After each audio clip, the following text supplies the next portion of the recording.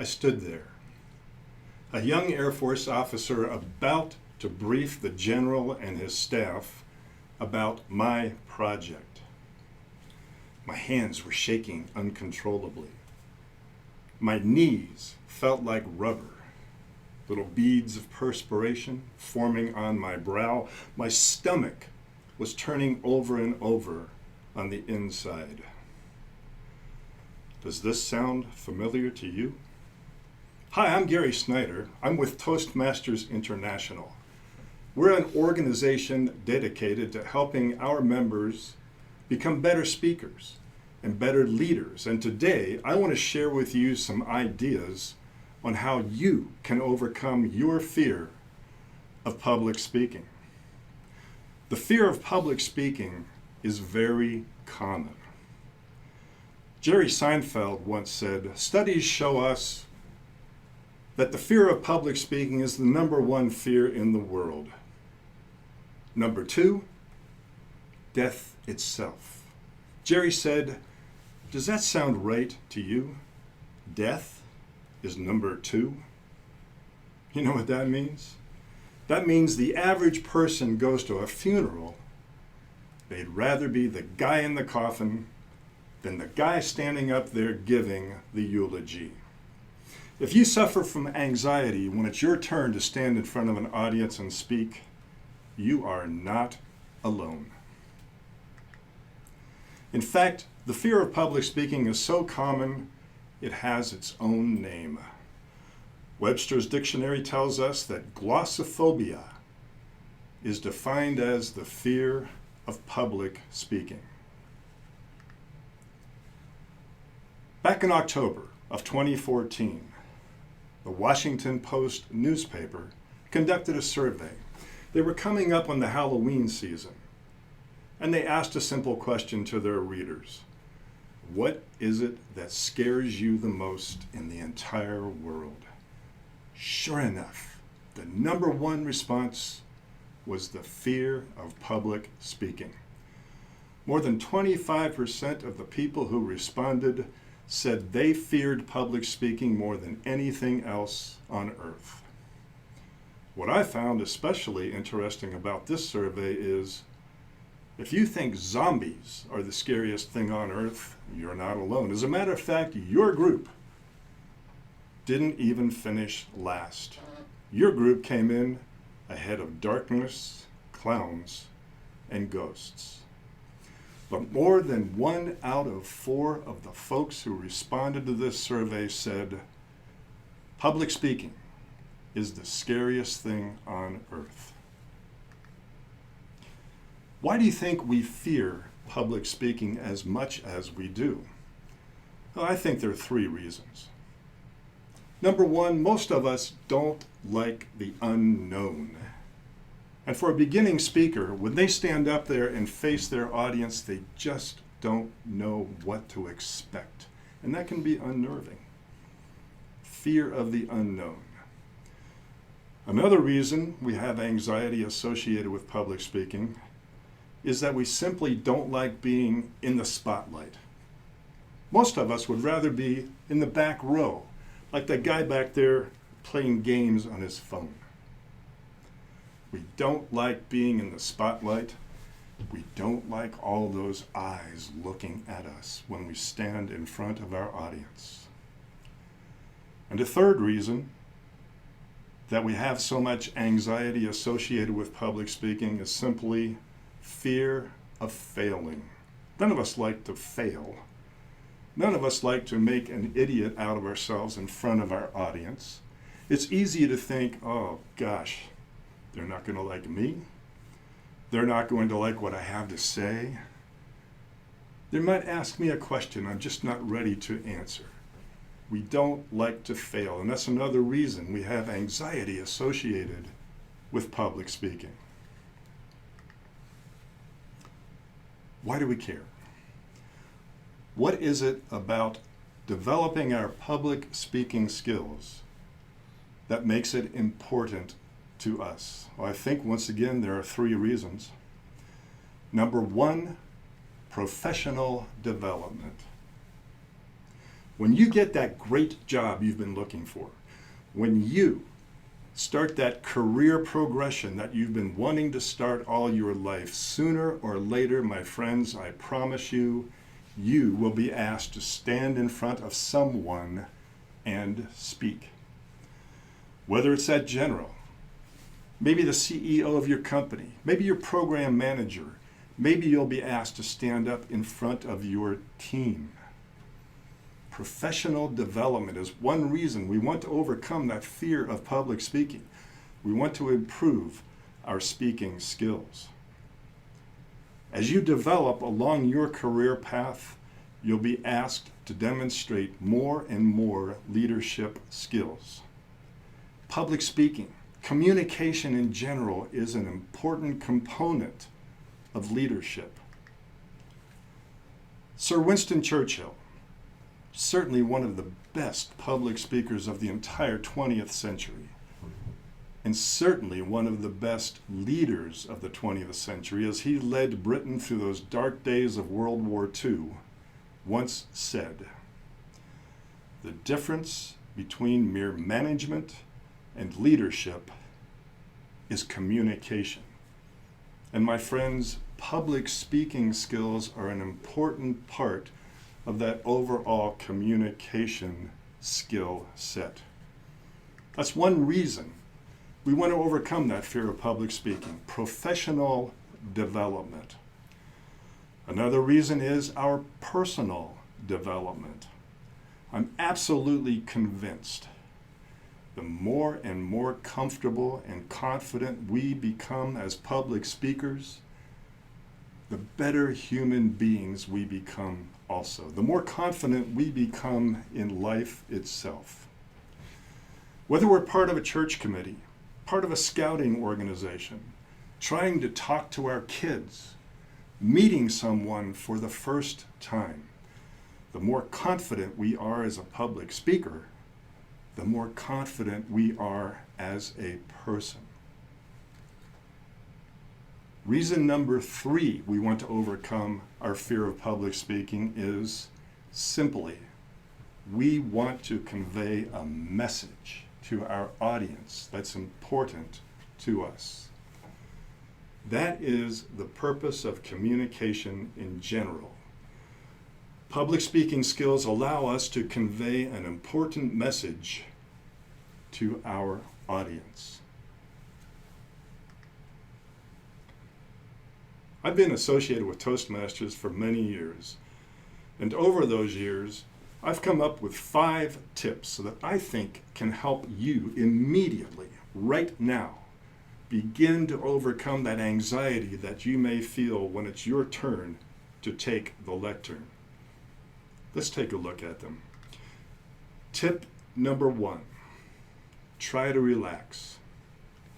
You may be out there right now saying to yourself, well, Gary, here's the thing. If I could relax, I wouldn't be so nervous when I got up there. And that's true. However, do you know there are some things that you can consider as a speaker to help you try to relax? For example, there are physical relaxation techniques. Have you ever heard it said, calm down, just take a deep breath? Of course you have. Everybody's heard that expression numerous times during their lives. You've heard it numerous times because it works. Before you stand up to speak, try taking some deep breaths. In fact, I'll go a little farther. Any kind of physical activity before you speak can help you calm down. Walk up and down the hallway a few times. Stretch your shoulders. If it's a nice day, go outside the building, walk around outside, maybe take some laps around the parking lot. Take those deep breaths, get some fresh air. All of that can help you relax when you stand in front of your audience. I've known some excellent public speakers who actually find a secluded spot before it's their turn to go on and do some push-ups. I think any kind of physical activity can help you relax.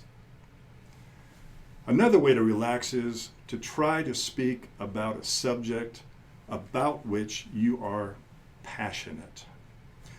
You will find that when you stand in front of your audience and you begin speaking about a subject that you feel strongly about, that too will help you relax. One of my favorite techniques over the years to help me relax has always been surround yourself with the surroundings in which you're going to be speaking. Get more familiar with those surroundings. Let me give you an example. Let's say you're going to go in and brief the general at 1300 on Tuesday. If at all possible, try to get into that same conference room at 1300 on Monday, the day before. Stand in the front of the room and look out at the conference table where the general will be sitting. Go to the back of the room where he'll be sitting and look up toward the front of the room where you'll be standing. Familiarize yourself with your surroundings. If you're using slides, take a look at the slides and make sure they're projecting properly. Work with the lights. Get the lights set up just exactly the way you want to. My friends, when you get to the actual briefing a day later, I promise you, you'll feel a little bit more at home when you walk into that conference room.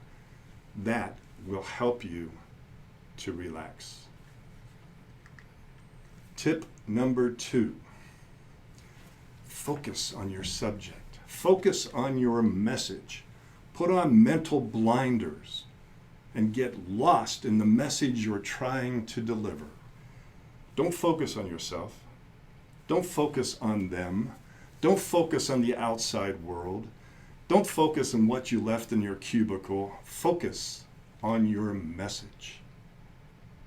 If you walk into a conference room and you're about to brief your audience and you're wearing a 3-piece suit, you're just dressed to the hilt. You get up there and you look out at your audience and you think to yourself, oh no, I forgot. It's casual Friday. I am grossly overdressed. Don't worry about it. Remember, your audience wants you to succeed. Your audience wants to hear what you have to say. Focus on that message, not on yourself, not on your audience. Number 3 is a no-brainer. Practice makes perfect, or at least practice helps you overcome some of the anxiety you may suffer when public speaking. Experts tell us there are different ways to practice. Some folks say, practice in front of a mirror. Watch your gestures. Watch your facial expression. Some folks say, try to record yourself and then play it back. See where you can improve. I can tell you those 2 methods have never worked for me. I really don't care to see myself before I give a presentation because I'm pretty sure when I get up there and actually do it, things will change anyway. My favorite way to practice goes back to familiarizing myself with my surroundings. I like to try to get into that same conference room where I'll be giving my presentation. I like to stand where I'll be standing. I like to practice my presentation pretending the conference table is full of my audience. Whatever you feel comfortable with, there really is no substitute for practice. Tip number 4 is an important one. This is a terrific tip, and this is one we often overlook, and that is to visualize success. If you're a beginning speaker, it's easy for you to sit back and say to yourself, oh, I know something is going to go wrong. They won't like me. They won't like my message. I'll trip when I'm walking up to the stage. No, that's not what we want to do at all. We don't predict failure. Instead, we want to visualize success. Over the years, I've had the opportunity to compete in several statewide public speaking contests. Before the big contest is coming up, I like to sit down in a quiet moment. I like to close my eyes. I actually visualize my name being called. I visualize walking up on the stage. I visualize turning around and facing my audience. I visualize my presentation. I actually go through my presentation in my mind, which, by the way, is another form of practice. I visualize my conclusion. I visualize sitting back down to thunderous applause. I visualize success. Then when I get into the actual contest, it's like I just replay it in my mind. You'd be amazed how much that can help you develop self-confidence and help you overcome the anxiety associated with public speaking. My fifth tip of the day is get support. Don't try to do it all by yourself. If you agree with me that developing public speaking skills is an important skill set, get support. Go out and get some help, and there is no finer organization in the world than Toastmasters International when it comes to getting support and helping you develop your public speaking skills, helping you overcome the anxiety associated with public speaking. Toastmasters has been around for nearly 90 years, and over those years, it has helped thousands of people develop confidence in their public speaking.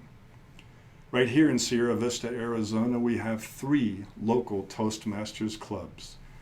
I represent Huachuca Toastmasters. We're the group that meets up on post twice a month over the lunch hour. Wherever you are, I strongly recommend you go out and look up a local Toastmasters club, pay them a visit, and see what they have to offer you. I'll guarantee you, in this friendly environment, they'll help you overcome the anxiety that you suffer from when it's your turn to stand in front of an audience and speak. Well, my friends, there they are, 5 simple tips. I strongly suggest that using these 5 tips will immediately help you begin to overcome that fear of public speaking. And allow me to leave you with one final thought. Even the best public speakers, even the most experienced public speakers out there, feel a few butterflies every time they stand up to speak, especially if they're standing in front of a group unfamiliar to them. But that's a good thing, because a few butterflies gives a speaker a little edge, makes the speaker seem a little bit more sincere, less boring. So simply remember this thought. We're not trying to get rid of the butterflies. We're just trying to get those butterflies to fly in formation. I'm Gary Snyder with Toastmasters International. I thank you for watching, and I hope to see you next time.